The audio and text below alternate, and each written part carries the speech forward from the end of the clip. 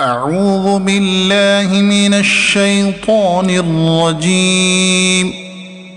بسم الله الرحمن الرحيم. فمن حاجك فيه من بعد ما جاءك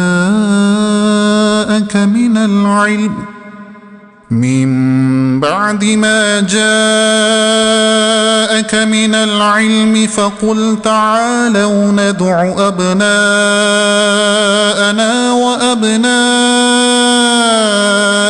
ونساءنا ونساءكم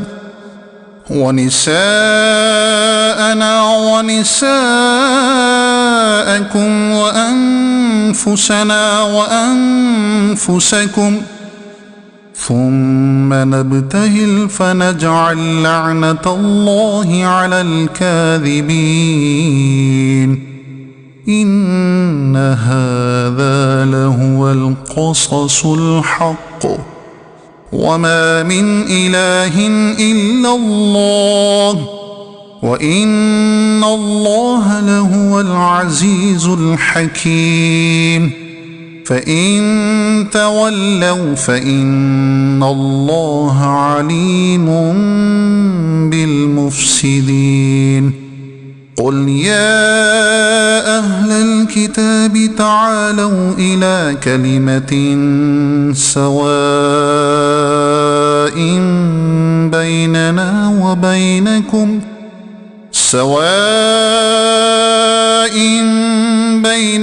وبينكم ألا نعبد إلا الله ولا نشرك به شيئا ولا يتخذ بعضنا بعضا أربابا من دون الله.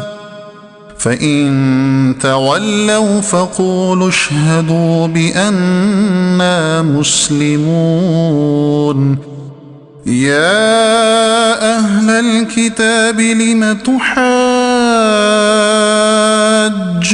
في إبراهيم وما أنزلت التوراة والإنجيل إلا من بعده أفلا تعقلون. ها أنتم هؤلاء حاججتم فيما لكم به علم فلم تحاجون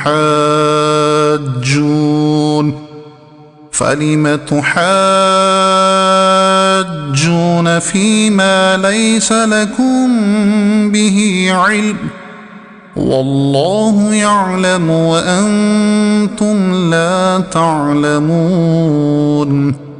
ما كان إبراهيم يهوديا ولا نصرانيا ولكن كان حنيفا مسلما وما كان من المشركين. إن أولى الناس بإبراهيم للذين اتبعوه وهذا النبي والذين آمنوا والله ولي المؤمنين. ودت طائفة من أهل الكتاب لو يضلونكم وما يضلون إلا أنفسهم وما يشعرون. يا أهل الكتاب لم تكفرون بآيات الله وأنتم تشهدون. صدق الله العظيم.